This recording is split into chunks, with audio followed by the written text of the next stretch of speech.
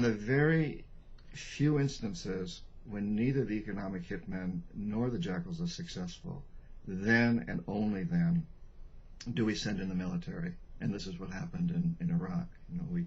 The economic hitmen were unable to bring Saddam Hussein around. The jackals were unable to take him out. He had very loyal guards, and he had look-alike doubles, so it was difficult to take him out. And so we sent in the military.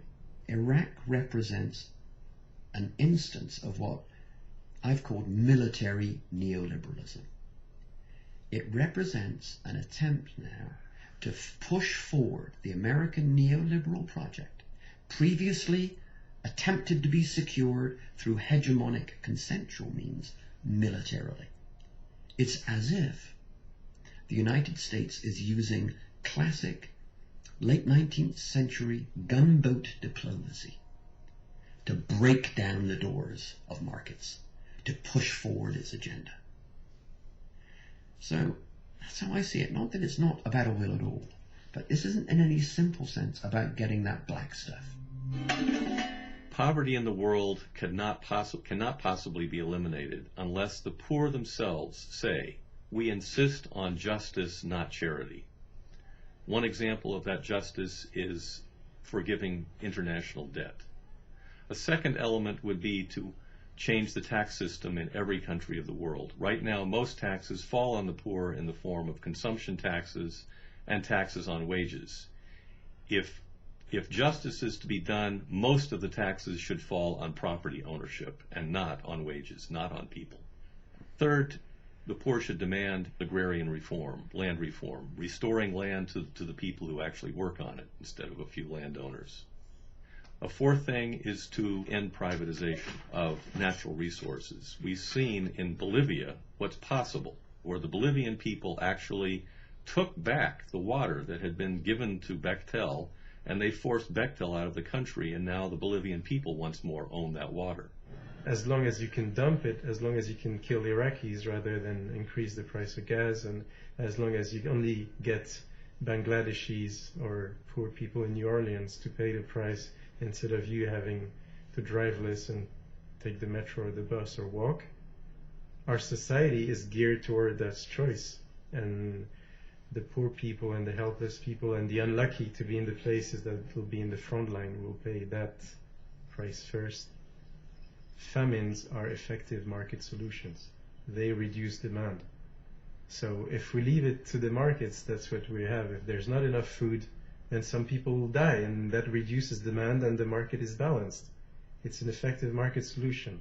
So if we want to avoid such radical solutions, we need to find ways to redistribute and share what we have and get that those that use a lot more start using less, so that there's still enough for everybody.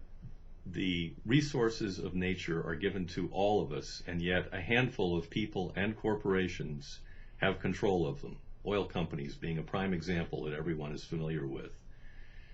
If we could enable everyone to benefit from those resources, we could end poverty. And the way to do that is by restoring the idea of the commons.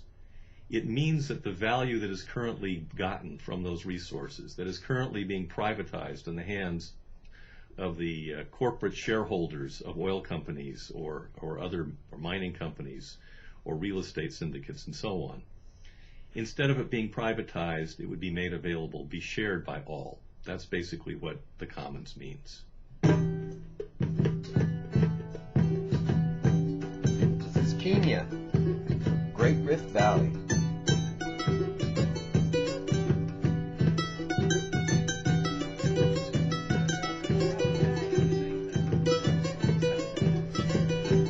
I'm a father of 5, and in fact we have poverty, but we don't know how we can come out of that. I've got 6 children, 3 are boys and 3 are girls. So I'm working so hard so that they cannot go to bed without food. You can even make 4,000, 3,000, 5,000 for 2 weeks, depending on your energy. And nowadays in Kenyans, whenever a person who working a job or blacking. He already working a small a few months per year. Per year, he getting 3 months or 4 months, which is better. When there is no rain, there is no enough food, so you can go to the shopkeeper, borrow there until when the rain comes. That's why we are so back that when the rain comes, you must pay that money first, so that you find something to eat. Sometimes we do get hunger. We do get hunger through that farm. Because our stomachs are very small, because we don't have every time food, so our stomachs are very small. It is now about 20 years where I'm suffering. Grace and her co-workers labor on average of 5 months per year for a salary of $100 per month. Our chosen economic system always was, and still is, financed by the poor. They did so first by giving up their land and their access to natural resources, then by financing its expansion through debt repayment, unfair trade, and unjust taxes on their labor and consumption. In addition, by forcing the poor to overpay for energy, food, and other basic necessities, the North ensures that poverty will deepen and inequalities will increase. I know that my daughter, who's 24, and her children are not going to have a stable, sustainable, and sane world unless every child born in Ethiopia and Indonesia and Bolivia also has that expectation. This is a very small community.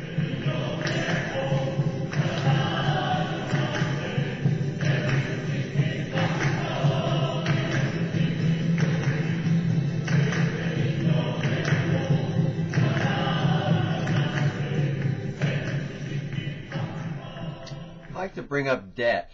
If you'll notice, the market put its colonies in debt. As they won their sovereignty, they had to keep the debt that was accumulated by the colonial masters. When I talk about you going to school and going to debt, it's the same thing. It is a method of control. It is used globally and it is used locally because it is a method for market control. Okay. I'm going to post another video in announcements. It's also by Nick Hanauer. It was made last year. It's an update on the job creator talk that he gave in this presentation. Thank you very much. I hope you're all being safe and all healthy.